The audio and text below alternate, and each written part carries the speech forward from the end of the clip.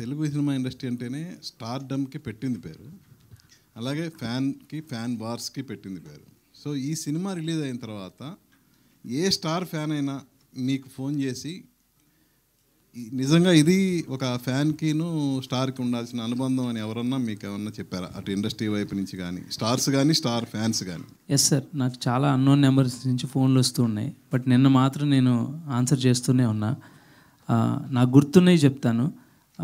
వాళ్ళ పేరు ఏం చెప్పారంటే అక్కినేని ఫ్యాన్స్ అసోసియేషన్ ప్రెసిడెంట్ అని ఏదో ఒకటి చెప్పారు.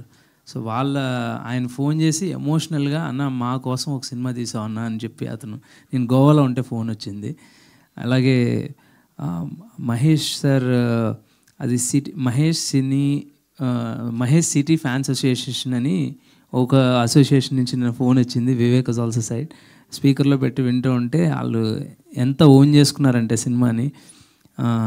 యూనో దట్స్ ఆ క్లైమాక్స్లో చూస్తుంటే నన్ను నేనే చూసుకున్నట్టు ఉంది అని నాకు చిన్నప్పటి నుంచి అన్నీ చేసాడన్న నాకు మహేష్ అని వాళ్ళు ఏదో కలిసినట్టుగానే చెప్పారు.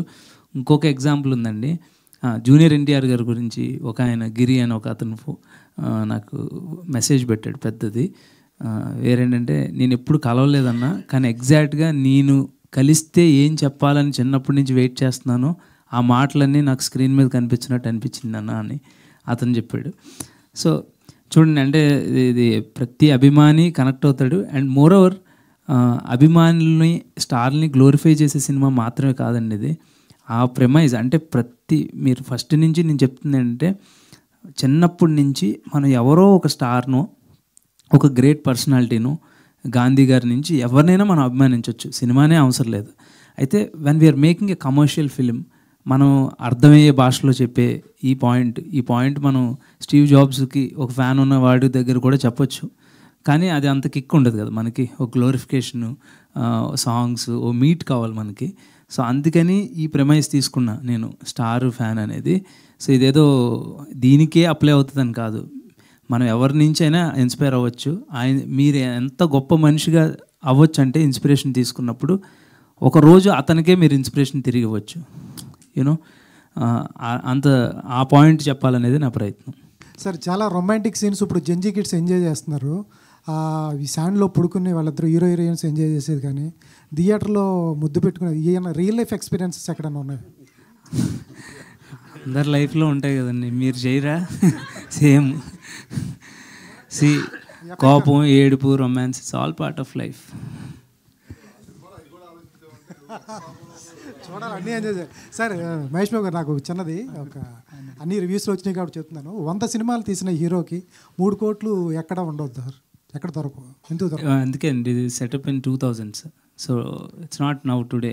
అవునండి, ఆయన ఓన్ ప్రొడక్షన్ కూడా చేశారండి, చాలా లాస్ అయ్యారు. అర్థం వల్ల 100 సినిమాలు చేస్తే డబ్బులు ఉండాలని అమితాబ్ బచ్చన్ గారు ఎన్ని చేశారండి.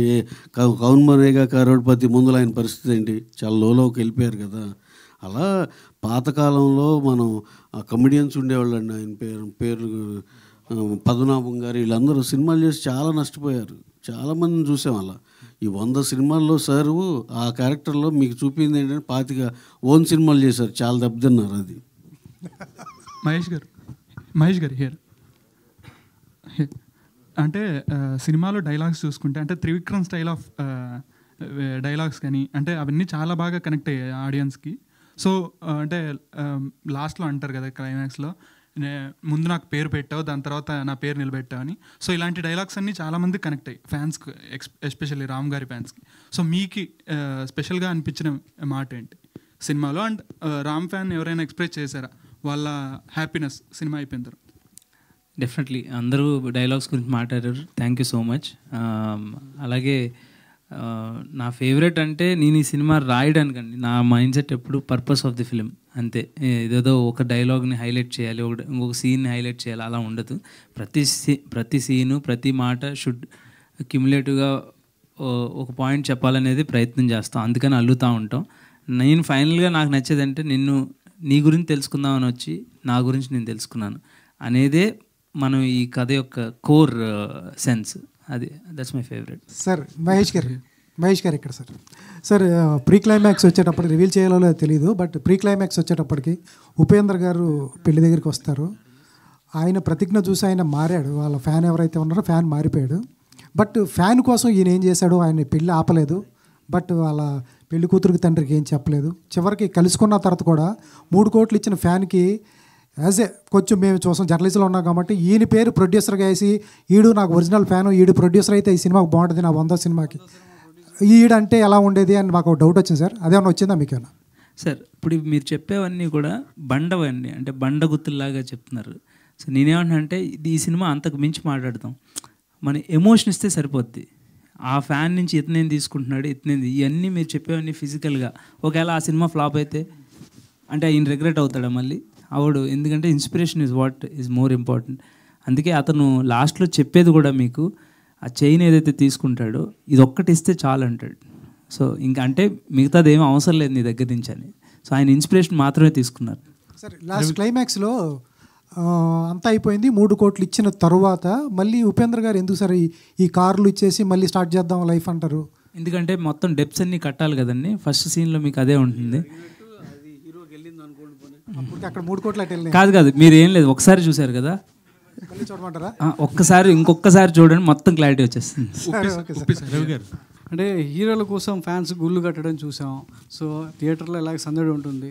సో థియేటర్ కట్టడం అనేది ఒక అభిమానించేటువంటి ఒక అభిమాని హీరో కోసం, తన ప్రేమ కోసం ఒక థియేటర్ కట్టడం అనేది, అదే టైంలో సిమిలర్గా ప్రొడక్షన్ హౌస్ కూడా, సో మైత్రి వాళ్ళు కూడా సో అభిమానుల కోసం, సో వాళ్ళ హీరోల కోసం ఒక మంచి థియేటర్ కట్టడం అనేది ఒక సింబాలిక్గా మనకు కనబడుతుంది. సో ఆ పాయింట్ నుంచి కొంచెం చెప్తారా, అది ఆ థియేటర్ వెనకాల జరిగినటువంటి సంఘటన? అంటే మీరు భలే కోయిన్సిడెన్సెస్ తీసుకొస్తారండి, వినడానికి చాలా మాకు కూడా గమ్మత్తుగా అనిపిస్తాయి. Thank you for that. అయితే నాకు ఎందుకు ఈ సినిమాలో థియేటర్ కట్టాలని అనిపించిందంటే, టోటాలిటీ ఆఫ్ ది ఫిల్మ్లో it's a love letter that I'm writing for the love of cinema అండి. అంటే నేను రాస్తున్నప్పుడు నేను అంటే ఏమంటారు దాన్ని, ప్రేమకు లేక రాస్తున్నట్టు ఉండాలి ఈ సినిమా. ఎందుకంటే నేను సినిమా అంటే అంత ఇష్టపడతాను. సో అందుకని సీన్స్ అన్నీ కూడా ఆ థియేటర్ సరౌండింగ్లో తిరుగుతూ ఉంటే, మీకు క్లైమాక్స్ చూశారు ఎక్కడ కలుస్తున్నారు అనేది, బిగినింగ్ ఎక్కడ ఉంది, సో ఎంత ఆ థియేటర్ చుట్టూరే తిరుగుతూ ఉంటుంది. సో ఇనివే చెప్పింది అంటే స్టోరీ టెల్లింగ్, థియేటర్ అనేది ఒక టెంపుల్తో ఆల్మోస్ట్ కంపేర్ చేశాను. అంటే అక్కడ కథే వింటావు, ఇక్కడ కూడా కథే వింటావు, నువ్వేం తీసుకుంటున్నావు అనేదే ఇంపార్టెంట్. సో ఆ సెన్స్ రావడానికి థియేటర్ పెట్టాల్సి వచ్చింది. అంటే ఒక కామన్ పాయింట్ నేను బాగా కనెక్ట్ అయింది ఏంటంటే, సో అభిమాని అయితే ఆ హీరోకి కట్అవుట్ కట్టడం లేదా ఏదో చేస్తే ఫ్యాన్స్ అసోసియేషన్ టికెట్లు ఇవ్వడం అనేది, సో అది నా లైఫ్లో కూడా జరిగింది. దేశముద్ర టైంలో ఒక ఫ్లెక్సీ పెట్టడం, అల్లు అర్జున్కి అక్కడి నుంచి టికెట్స్ తీసుకోవడం అనేది, సో ఆ పాయింట్ బాగా కనెక్ట్ అయింది అది. సో పిల్లల దగ్గర నుంచి కూడా, సో అభిమానించే ఎవరైనా కూడా థియేటర్లో ఫస్ట్ షో సినిమా చూడాలంటే ఆ ఫ్యాన్స్ అంతా సో టికెట్ల కోసం టెన్షన్ పడాల్సిన రోజులు అప్పుడు. ఇప్పుడు అంత లేదనుకోండి. సో ఇప్పుడు ఏకంగా సో మన దగ్గరగా అసోసియేషన్ కావచ్చు అందరూ కూడా ఇస్తున్నారు. ఆ పాయింట్ అనేది ఒకసారి చెప్తారా దాని గురించి? అంటే అది దాని యొక్క యూనిక్నెస్ ఏంటంటే, దట్స్ ద ఫస్ట్ సీన్ ఈ సినిమాలో. ఫస్ట్ సీన్ రాసింది ఆ చిన్నపిల్లోడు ఆ షర్ట్ పైన ఆంధ్ర కింగ్ రాసి కడతాడు కదా, అదే ఫస్ట్ సీన్ అండి ఈ సినిమాలో నేను రాసింది. ఐడియా అనుకున్న తర్వాత ఈ ఫ్యాన్ హీరో మీద ఒక కథ చేద్దాం అని అనుకున్న తర్వాత నాకు ఫస్ట్ స్ట్రైక్ అయిన సీన్ అది. యాక్చువల్లీ ఫస్ట్ సీన్లో వాళ్ళ నాన్న రాసి, వాళ్ళ నాన్న షర్ట్ తీసి రాసి పెడతాడు, అది ఫస్ట్ వెర్షన్లో ఉండింది. తర్వాత లేటర్ డెవలప్ అయ్యాక ఈ సీన్ అయింది.